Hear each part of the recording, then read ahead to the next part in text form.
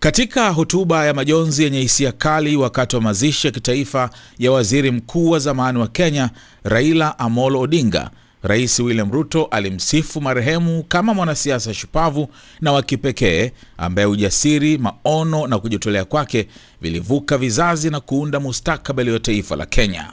Rais Ruto alimtaja Raila kama mwanamapinduzi asiyeweza kushindwa, aliyesimama imara kuitikia wito wa historia kwa imani isiyotetereka, akitafakari safari yao ya kisiasa kutoka kuwa wapinzani hadi washirika waliounganishwa na ndoto ya Kenya moja yenye amani na ustawi. Akihutubia hadhira iliyojumuisha viongozi wa kimataifa, familia ya Odinga na maelfu ya Wakenya kutoka matabaka mbalimbali, Rais Ruto alianza kwa kumtambua Raila kama kiongozi wa kipekee ambaye mchango wake utadumu milele. Kila baada ya kizazi fulani hujitokeza kiongozi ambaye athari zake huzidi muda wake, ujasiri wake kuleta mabadiliko na maono yake kubadilisha historia. Ndugu yangu Raila Amolo Odinga alikuwa mmoja wa viongozi hao, alisema Ruto. Mheshimiwa Raila Amolo Odinga ambaye leo tunamwenzi alikuwa miongoni mwa kundi adimu la wanadamu lisiloweza kubadilishwa. Rais Ruto aliwapa pole Mama Aida Odinga, watoto Rosemary, Raila Junior na Winnie, pamoja na familia pana inayoongozwa na Senator Dr. Oburu Odinga, akisisitiza umoja wa kitaifa katika maombolezo.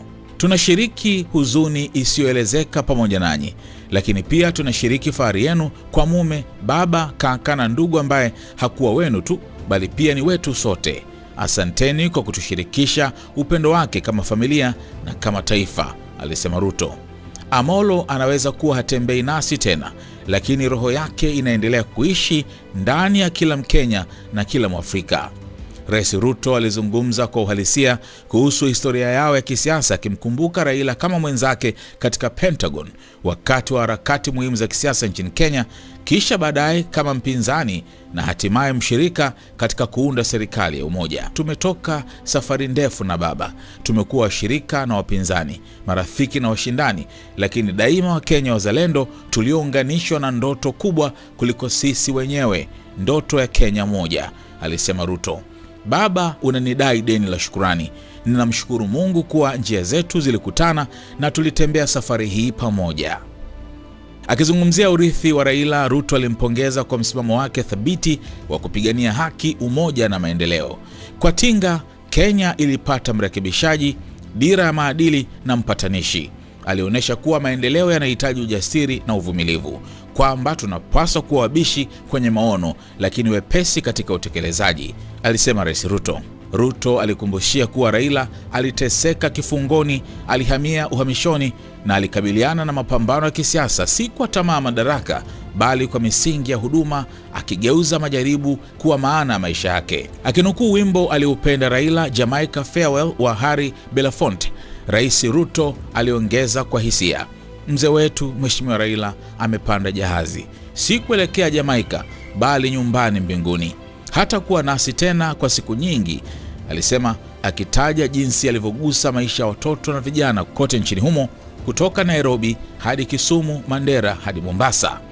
Akihitimisha hotuba yake, Ruto aliuliza kwa tashtiti, mti mkubwa wa mwangati unaporomoka katikati yetu. Tunabaki tukiwa na mshangao wa maisha yenye maana kubwa kiasi hicho. Na katika ukimya huo tunajiuliza kwa haki, ni wapi tena atatokea mtu kama yeye? Rais Ruto alimtaja Raila kama mtu mwenye ujasiri mkubwa, aliyetoa sadaka nyingi na mwenye moyo mpana wa kusamehe hata alipoumizwa. Alimaliza kwa maombi ya faraja kwa familia na pumziko la amani kwa roho ya marehemu. Asanteni sana na nashukuru viongozi wote wa ndani na nje ya nchi waliofika kushiriki nasi katika maombolezo haya, alisema, akisisitiza kuwa taifa na bara zima limepoteza kiongozi ambaye maono yake ya umoja na mageuzi yataendelea kuishi. Kifo cha Raila Odinga akiwa na umri wa miaka 80 kimeunganisha Wakenya katika huzuni na heshima, wakitafakari maisha yake marefu ya mapambano kwa ajili ya demokrasia, haki na umoja. Salamu za rambirambi zimeendelea kumiminika kutoka kote Afrika na duniani, zikimkumbuka kama mwanamageuzi ambaye aliishi kwa ajili ya taifa, si kwa ajili ya nafsi yake. Today, those words ring with profound meaning, significance and impact. Our elder statesman the Honorable Raila is sailing on a ship, not to Jamaica, but to home beyond. He will not be back with us for many a day. He leaves behind many little girls and boys, not in Kingstown, but here in Nairobi, in Kisumu, in Mandera, in Vihiga, in Mombasa, in Kakamega, in Wajir, and in every village and valley across our land. Baba has finished his race. He has kept the faith. He has served his people and humanity.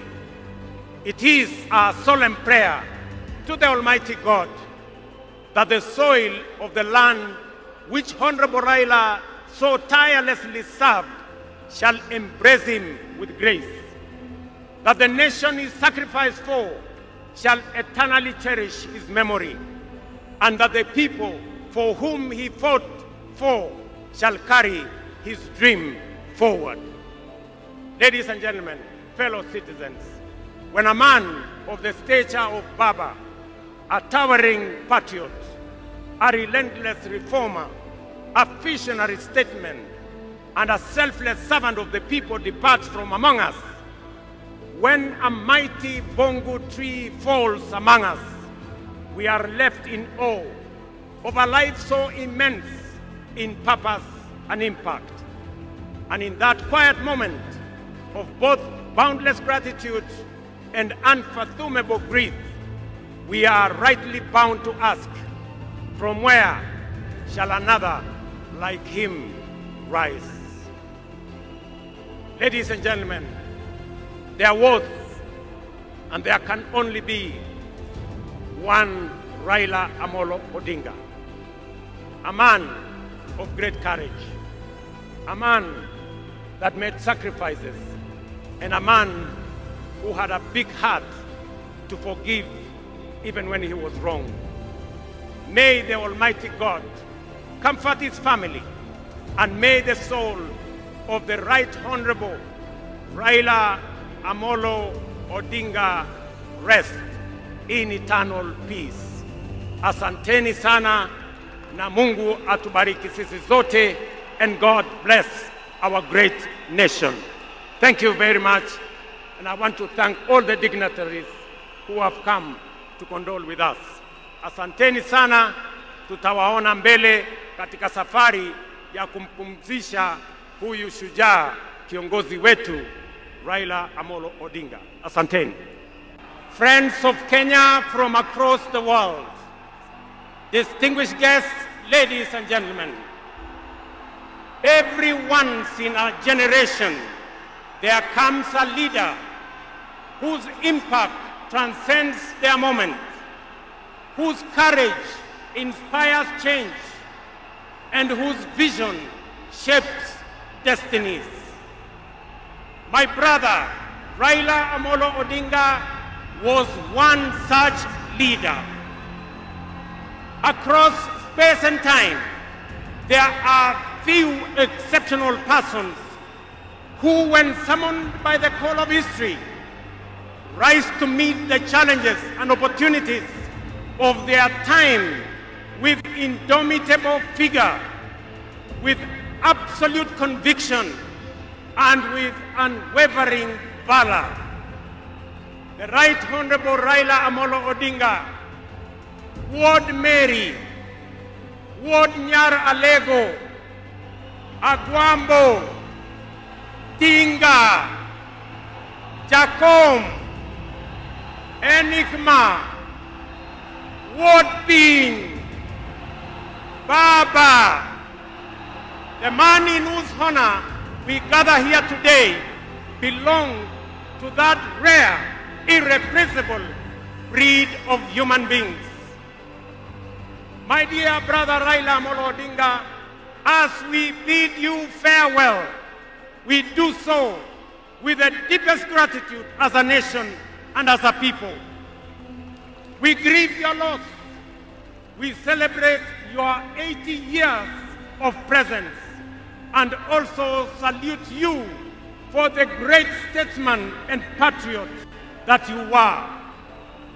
to Mama Ida and your children, Rosemary, Raila Jr., and Winnie, as well as the larger Odinga family, led by our elder brother, Senator Dr. Oburu Odinga, please accept the nation's most heartfelt condolences on this immense loss. Kenya stands with you in this moment of sorrow. We share in your inexpressible grief, but we also share in your pride for your husband, your father, your brother, and your kin who belonged not only to you, but also to us. Thank you for sharing him so generously with us as families and as a nation.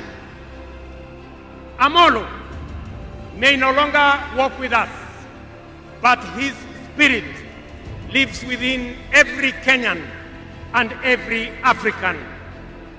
Such was the depth of his influence and impact that even in his absence, his presence endures. Fellow citizens, we gather here today not just to mourn the passing on of Baba, but celebrate his purpose, his vision, and his ideals.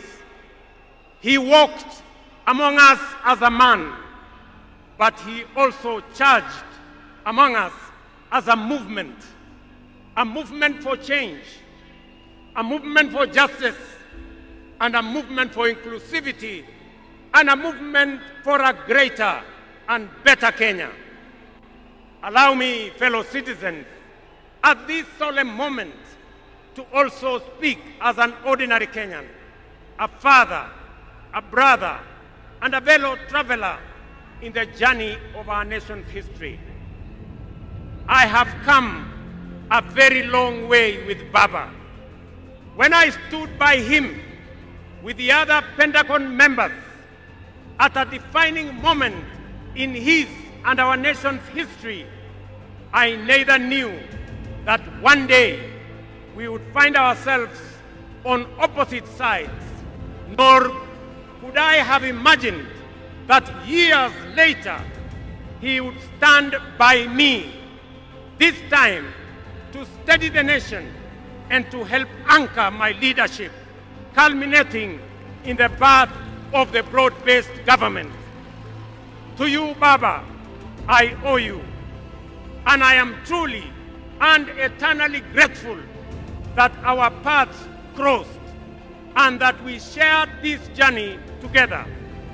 We have been both collaborators and competitors, friends and rivals, but always patriotic Kenyans, united by a dream greater than ourselves, a dream bigger than any partisan divide, a dream of a united motherland called Kenya. As I have reflected on Raila's legacy following his passing, I have entertained no doubt in my mind that history will judge him fairly and kindly, because whenever the nation needed him to rise above self, he always did unreservedly. Whenever Kenya needed reason, he became the voice of reason courageously.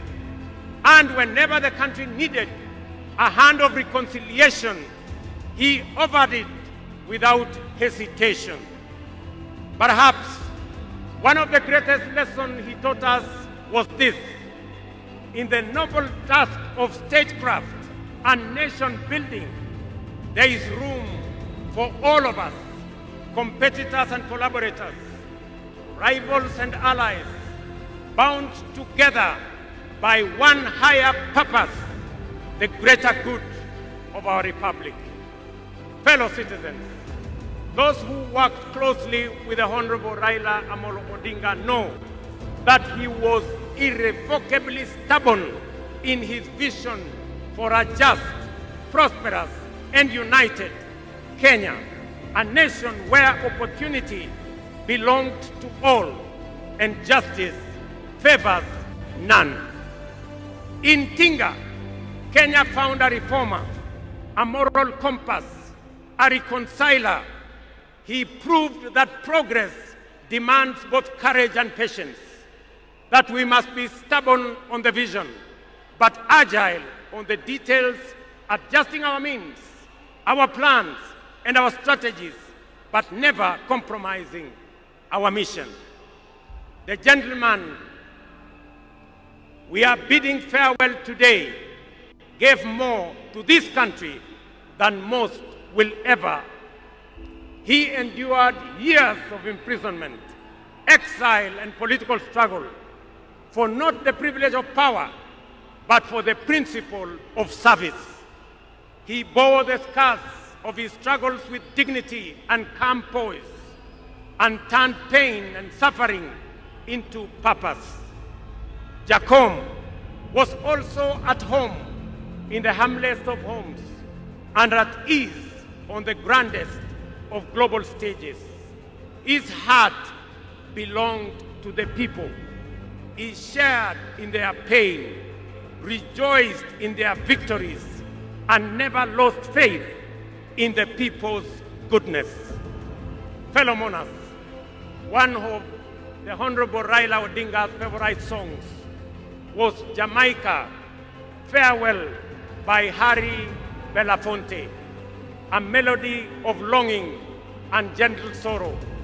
He often broke into a dance and with a big smile sang